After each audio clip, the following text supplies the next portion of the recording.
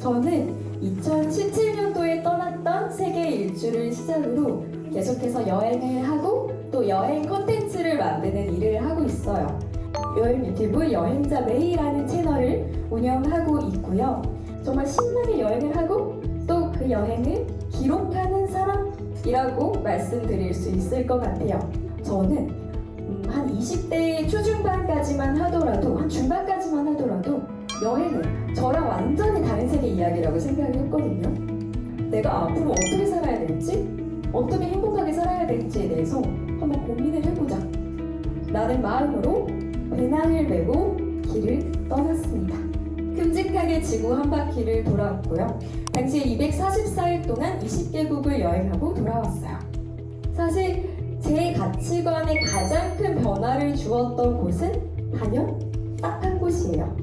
산티아고 순례길입니다. 그 도시의 대성당까지 걷는 길이라고 생각하시면 되는데, 그렇게 걸었던 길에서 정말 좋은 사람들을 우연히도 많이 만났어요. 이 순례길의 의미는요, 산티아고라는 목적지가 아니라 이 길을 걷는 과정에 있더라고요.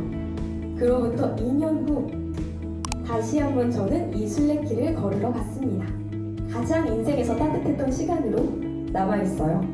이전에는 앞만 보며 걸었던 순례길을 저는 처음으로 천천히 주변을 돌아보면서 걷게 되었어요. 그렇게 해서 산티아고 순례길에 도착을 했습니다.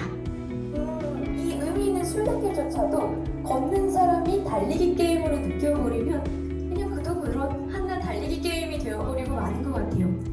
제가 이제 세계 일주를 마치고 한국으로 딱 돌아왔을 때 모든 것이 잘 풀렸다면 거짓말이에요. 당시에 제가 이제 제 여행 이야기를 한 권의 책으로 쓰고 싶다는 꿈이 생겨서 그 꿈부터 이루려고 이제 처음에 안 했던 거였는데, 근데 다행히도 순례길에서 진짜 가치관이 완전히 바뀌어서 돌아온 덕분에 이 또한 하나의 과정처럼 느껴지더라고요. 길을 걷는 중인 것 같았어요. 그렇게 냈던 책이 이제 13주 동안 베스트셀러를 기록을 하면서 생각보다 이제 잘 풀렸죠. 그러면서 여행하며 먹고 사는 삶을 본격적으로 살게 됐습니다. 제가 무조건 탑 1으로 꼽는 곳이 하나 있는데 어디일까요? 너무 얘기를 많이 해서 여기는 그냥 얘기 말씀 안 드리고 넘어갈 건데, 사실 저는 여기를 제일 추천하기는 해요. 자, 그리고 이제 좀 새로운 곳 추천을 드리자면 먼저 조지아입니다. 정말 스위스 헤엄치는 정말 예쁜 자연 풍경. 그래서 정말 혼자서 정말 조용한 여행을 즐기고 싶은 분들도 만족할 수 있는 그 안전빵 여행지다. 정말 좋은 곳 많지만 그 예쁜 풍경만 키워드로 이야기를 했을 때는 스위스를 뛰어넘는 곳은 없더라고요. 자, 그럼 이제는 국내 여행지 추천을 드려볼게요. 서울살이에 조금 지칠 때 한 번쯤 가보시면 좋은 곳이고, 봄이 되면 저는 가파도를 갑니다. 가본 중에 제일 예쁜 캠핑장이었어요. 그 다음은 제주도 올레길입니다.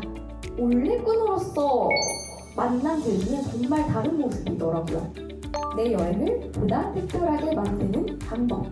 그곳에 대해 상상으로 기대하는 시간을 충분히 갖는 게 되게 중요하더라고요. 일상과의 완벽한 단절을 경험할 것입니다. 뭔가 어떤 자연에 갔을 때 다 꺼버리고 온전히 정말 자연인이 된 듯한 그런 느낌을 만끽해보시고, 그러면 이게 진짜 여행이구나 라는 걸 느끼실 수 있지 않을까 생각합니다. 때로는 나를 완전히 내려놓고 낯선 내가 되어볼 것입니다. 그 과정에서 몰랐던 제 모습을 발견하기도 해요. 그리고 거기서 행복을 느낄 수 있는 것도 또 능력인 것 같아요. 그래서 저는 이 사랑력, 행복력을 키우는 게 그 행복한 여행자가 되는 가장 좋은 방법이 아닐까 싶어요. 제가 준비한 이야기는 여기까지이고요. 그래서 지금부터는 같이 여행 이야기들 질문 받으면서 채워가 보면 좋을 것 같습니다. 저는 처음 갔던 거는 27살 때였고, 두 번째 갔던 게 29살 때였어요. 일단 그런 또 궁금증 많으시잖아요. 이게 여행이 정말 일이 되면 좋을까? 그냥 원하시는 아무 데나 가서 데이 투어 다 신청하시기를 권장드려요. 걱정해주셔서 감사합니다.